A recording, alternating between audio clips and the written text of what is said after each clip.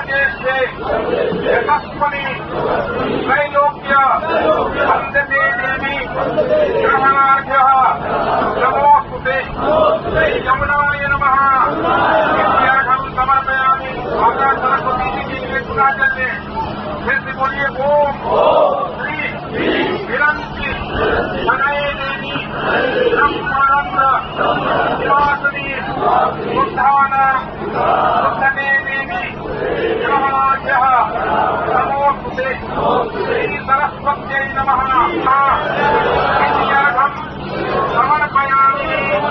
पुनः हाथ में चल लेने बोलिए ओम श्री मेरी माधव सर्वज्ञ भक्ति की सब फलप्रदा सफलम गुरु में यात्रा ग्रहणाय श्री मेरी माधवाय नमः इत्यर्घं समर्पयामि। अपना उनसे बोले नमो देवदेवाय श्रीगंधाय वेदसे रुद्राय शापहस्ताय